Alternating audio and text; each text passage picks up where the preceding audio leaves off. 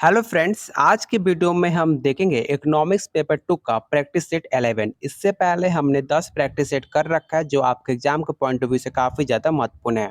अगर आपने वो वीडियो नहीं देखा है तो आप जाकर वीडियो के प्लेलिस्ट में चेकआउट कर सकते हैं। आज जो हम टॉपिक कवर करने वाले हैं वो रहेगा गरीबी एवं बेरोजगारी। फिर से एक बार आप लोग के भारी डिमांड पर बिहार स्टेट 2023 की तरह आपको बीपीएससी टीचर 2.0 के लिए आपको सिर्फ 101 रुपया में 20 से ज़्यादा 15 पहले दिया जा रहा था, अब आपको 20 से ज़्यादा आपको टॉपिक वाइज प्रैक्टिस सेट दिया जा रहा है। और आपको जब तक आपका एग्ज़ाम नहीं हो जाता है तब तक जितने आपको यूट्यूब पे क्लास होंगे सारे पीडीएफ आपको फ्री में दिया जाएगा। तो लेने के लिए आप वीडियो के कमेंट बॉक्स में आप कमेंट कर सकते हैं। चलिए शुरू करते हैं आज का पहला सवाल। पहला क्वेश्चन कह रहा है कि गरीबी रेखा को निर्धारित करने के लिए कौन सा संगठन आपका सर्वेक्षण करता है, आपको बताना है। इस क्वेश्चन को आप विवेक क्वेश्चन जरूर टिक आउट कीजिएगा। ये सवाल आपका बीपीएससी प्री 2022 का पूछा हुआ सवाल है, करंट का पूछा हुआ सवाल है। हो सकता है आपके बीपीएससी टीचर 2023 में जो दिसंबर में आपका पेपर होने वाला है उसका क्वेश्चन आपके एग्जाम में देखने को मिल सकता है। इसका राइट आंसर ऑप्शन आपका बी हो जाएगा। गरीबी रेखा को निर्धारित करने वाले आंकड़ों का सर्वेक्षण आपका राष्ट्रीय प्रतिदर्श सर्वेक्षण संगठन जिसको हम एनएसएस द्वारा किया जाता है, इसे आप जरूर याद रखिएगा। राइट आंसर बी हो जाएगा। अगला क्वेश्चन कह रहा है कि भारत में गरीबी रेखा के नीचे व्यक्तियों को इस आधार पर वर्गीकृत किया जाता है। आपको बताना है कि भारत में गरीबी रेखा को नीचे के व्यक्तियों को किस आधार पर हम वर्गीकृत करते हैं। इसका राइट आंसर ऑप्शन आपका बी हो जाएगा। वह वर्ष में जो 20 न्यूनतम दिनों में काम पाते हैं, इसका राइट आंसर ऑप्शन बी हो जाएगा।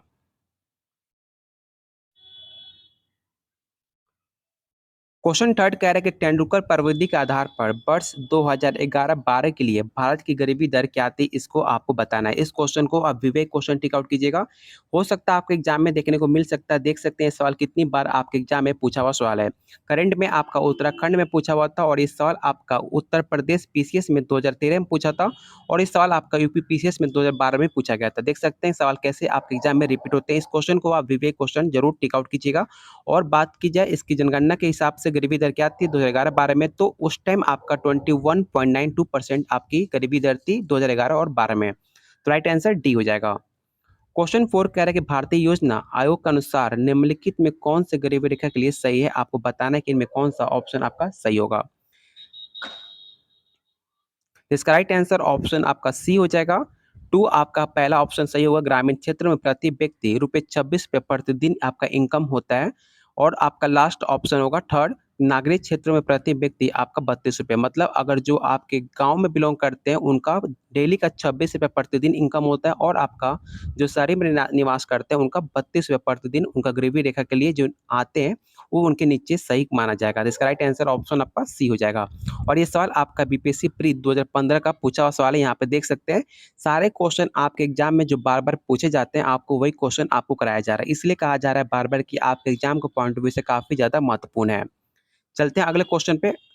अगला क्वेश्चन कह रहा है कि निम्नलिखित में औसतन कम कैलोरी प्रतिदिन प्रति व्यक्ति का मानक भारतीय योजना आयोग द्वारा निर्धारित किया गया है। ऑप्शन ए 2100, ऑप्शन बी है 2400 या ऑप्शन सी है 2700 या ऑप्शन डी है 3000। इसका राइट आंसर ऑप्शन आपका ए हो जाएगा 2100। क्वेश्चन अगला कह रहा है कि क्षेत्रों में गरीबी रेखा को निर्धारित करने के लिए निम्न प्रति व्यक्ति प्रतिदिन कैलोरी घनत्व में से किस एक को संतुष्टि की गई है। इसका राइट आंसर ऑप्शन आपका बी हो जाएगा। 2400 कैलोरी आपको प्रतिदिन लेनी पड़ेगी। क्वेश्चन 7 कह रहा है कि गरीबी रेखा के नीचे जीवन यापन करने वाली जनसंख्या का अनुमान के नए मानक निर्धारित करने के लिए भारत सरकार ने एक समिति गठित की थी। निम्न में इस समिति का कौन अध्यक्ष है, आपको बताना है। काफ़ी इंपॉर्टेंट क्वेश्चन है। इसका राइट आंसर ऑप्शन आपका सी हो जाएगा। सुरेश तेंदुलकर। करंट का सवाल नहीं है, आपका ये पहले का करंट के हिसाब से पूछा हुआ सवाल है, तो आपके एग्जाम में देखने को नहीं मिल सकता, लेकिन करंट का सवाल आपसे पूछ सकता है कि प्रेजेंट में कौन है, समिति का अध्यक्ष प्रेजेंट में कौन है, तो आपको बताना पड़ जाएगा। इसका राइट आंसर ऑप्शन आपका सी हो जाएगा। क्वेश्चन 8 कह रहा है कि निम्नलिखित में किस समिति ने संतुष्टियों के आधार पर भारत में गरीबी रेखा का आकलन किया जाता है। इस क्वेश्चन को आप विवेक क्वेश्चन जरूर टिक आउट कीजिएगा, आप एग्जाम में पूछने के चांसेस काफी ज्यादा है। तो राइट आंसर ऑप्शन आपका बी हो जाएगा। लकड़वाला समिति द्वारा आपके गरीबी रेखा का आकलन किया जाता है। राइट आंसर ऑप्शन आपका बी हो जाएगा। क्वेश्चन 9 कह रहा है कि गरीबी मापने के लिए ग्रामीण क्षेत्रों में न्यूनतम कैलोरी की आवश्यकता कितनी होती है, आपको बताना है। तो अभी हमने पढ़ा था कि आपको 2400 कैलोरी प्रतिदिन व्यक्ति आपको लेना पड़ेगा और ये सवाल आपका हिमाचल प्रदेश पीसीएस में पूछा हुआ सवाल है। आप देख सकते हैं कैसे क्वेश्चन आपके अलग-अलग स्टेट में पूछे जाते हैं एक ही क्वेश्चन।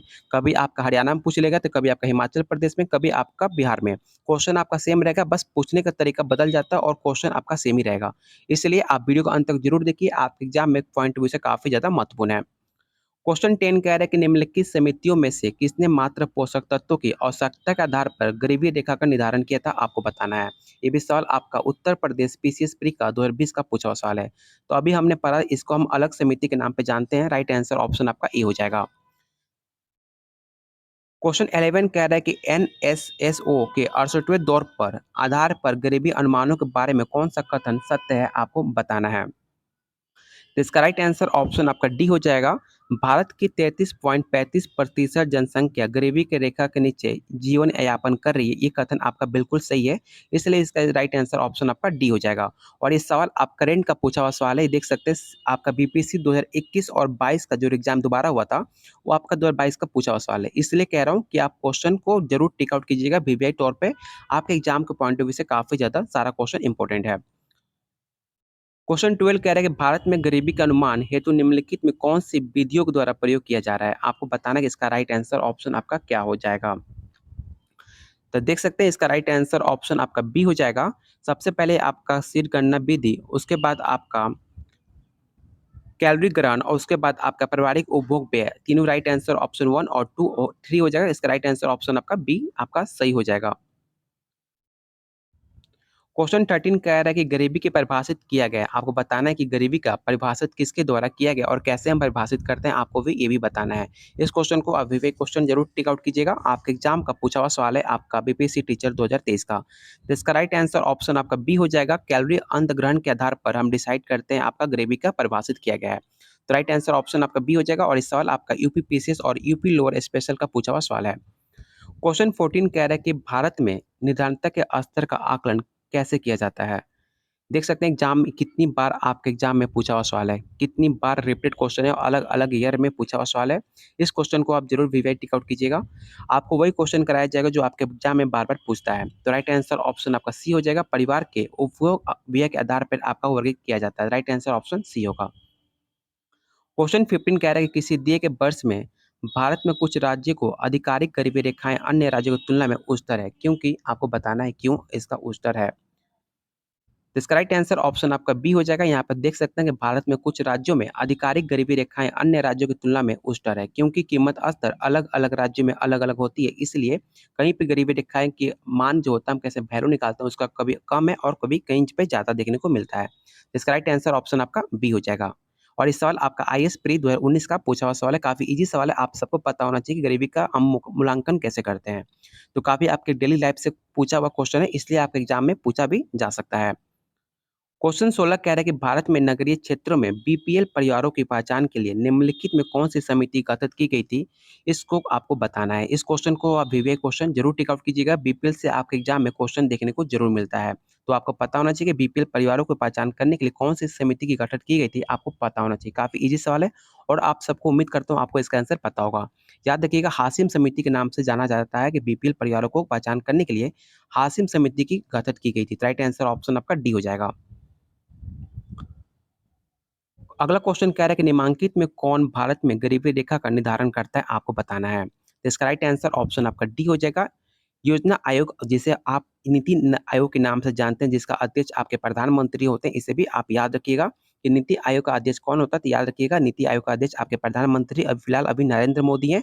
तो इसका नीति आयोग का अध्यक्ष आपके नरेंद्र मोदी होंगे। तो राइट आंसर ऑप्शन आपका डी हो जाएगा, जो आपके भारत में गरीबी रेखा का निर्धारण करता है। तो राइट आंसर डी हो जाएगा।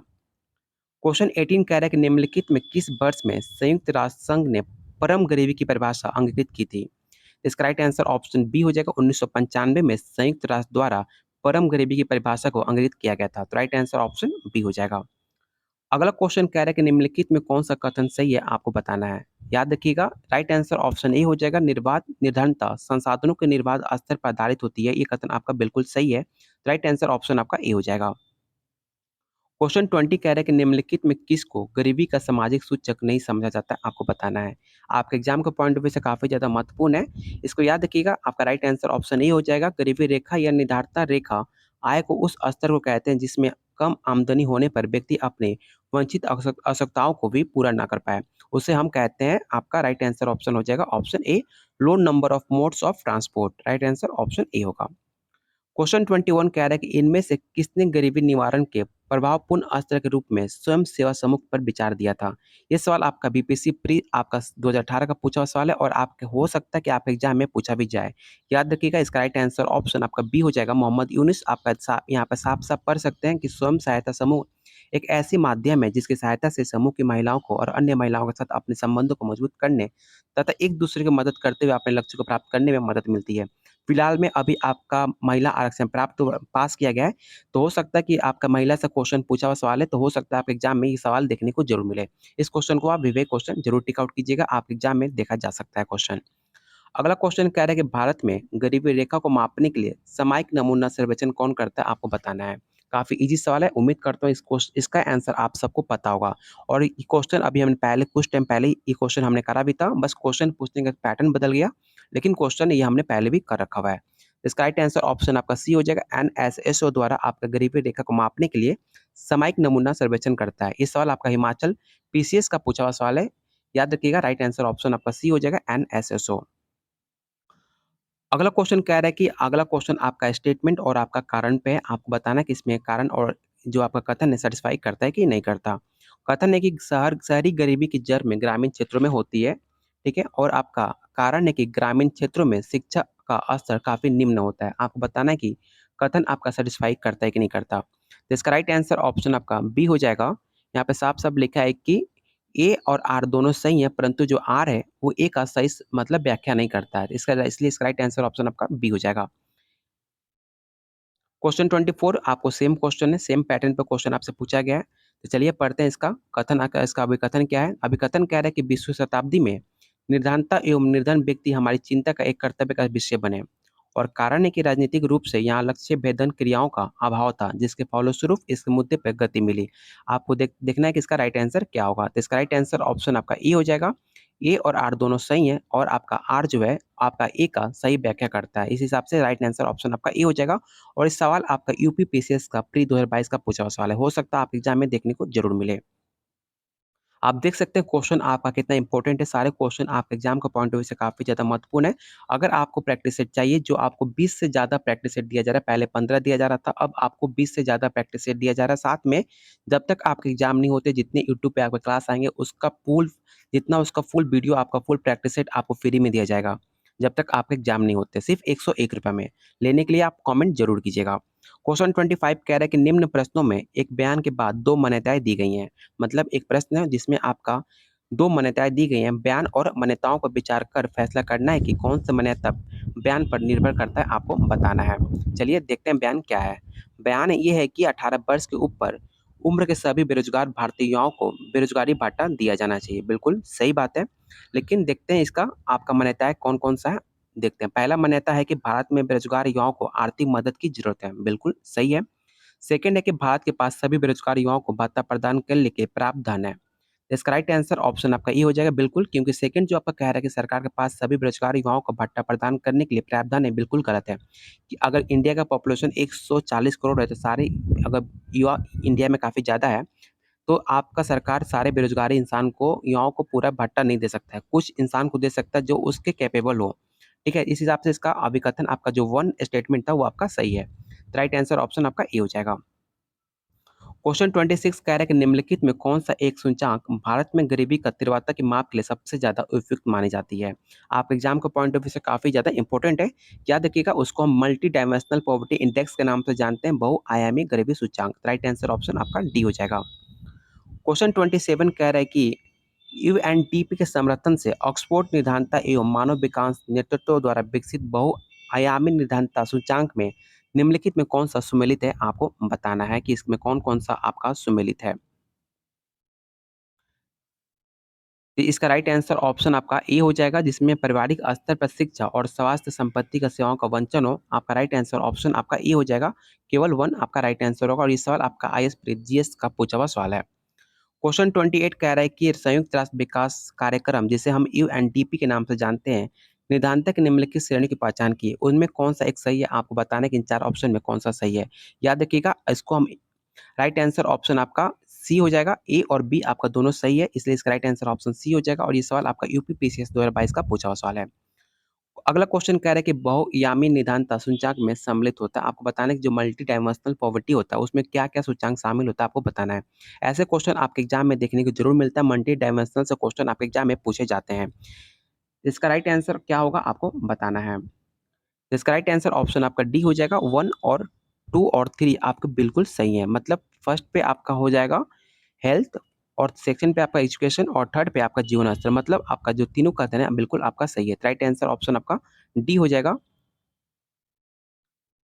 क्वेश्चन 30 कह रहा है कि निधानता जो एक सामाजिक समस्या माना गया है, जो कि लंदन में निधानता पर किए गए एक शोध सर्वेक्षण का परिणाम है। इस शोध में शोधार्थी कौन थे आपको बताना है। मतलब किसके द्वारा ये जांच पड़ताल किया गया था, किसके द्वारा ये सर्वे किया गया था, आपको बताना है। इसका राइट आंसर ऑप्शन आपका ए हो जाएगा। चार्ल्स बूथ द्वारा निधानता को एक सामाजिक समस्या माना गया, जो कि लंदन में निधानता पर किए गए एक शोध सर्वेक्षण का परिणाम है। इसका राइट आंसर ऑप्शन आपका डी हो जाएगा। अगला क्वेश्चन है, गरीबी की संस्कृति का विचार किसके द्वारा प्रस्तुत किया गया आपको बताना है। आप एग्जाम का पॉइंट ऑफ व्यू से काफी ज्यादा महत्वपूर्ण है, याद रखिएगा। राइट आंसर ऑप्शन आपका ए हो जाएगा। ऑस्कर लुइस द्वारा आपका गरीबी का संस्कृति पर विचार किया गया था। तो राइट आंसर ऑप्शन आपका ए हो जाएगा। अगला क्वेश्चन और आज का लास्ट क्वेश्चन रहेगा कि मानवीय गरीबी सूचकांक किस वर्ष विकसित किया गया था आपको बताना है। ऑप्शन है 1991, 1995 या 1997 या 2001। याद रखिएगा, इसका राइट आंसर ऑप्शन आपका सी हो जाएगा। वर्ष 1997 के मानव विकास रिपोर्ट में 78 देशों के संबंध में यह सूचकांक प्रथम बार प्रस्तुत किया गया था। यह सूचकांक आधारभूत मानवीय आवश्यकताओं के संबंधित सूचनाओं के मान्यताओं में प्राप्त करता है। राइट आंसर ऑप्शन आपका सी हो जाएगा। टोटल आज के प्रैक्टिस सेट में आपके 32 क्वेश्चन थे और 32 के 32 आपके एग्जाम के पॉइंट ऑफ व्यू से काफ़ी ज़्यादा महत्वपूर्ण थे। उम्मीद करता हूँ आज की वीडियो आपको काफ़ी पसंद आएगी, तो प्लीज़ आप लोग वीडियो को लाइक कीजिएगा। बस आप वीडियो देख रहे हो उतना वीडियो जितने लोग आप देख रहे हो उतना वीडियो पे लाइक होना भी चाहिए और अपने दोस्तों के साथ ज़रूर शेयर कीजिएगा। और जिनको प्रैक्टिस सेट चाहिए 20 से ज़्यादा प्रैक्टिस सेट दिया जा रहा है, जब तक आपके एग्जाम नहीं होते जितने भी आपके वीडियो कराए जाएंगे उसका भी पीडीएफ आपको फ्री में दिया जाएगा। लेने के लिए आप कमेंट बॉक्स कर सकते हैं। अगर आपने अभी तक चैनल को सब्सक्राइब नहीं किया तो प्लीज़ जाइए चैनल को सब्सक्राइब कीजिए, क्योंकि आपका बेल आइकन प्रेस करना बिल्कुल मत भूलिएगा, क्योंकि आपको यहाँ पर हर सब्जेक्ट का आपको प्रैक्टिस सेट कराया जाएगा सिर्फ फ्री में। चलिए बहुत जल्द मिलते हैं अगले क्लास में।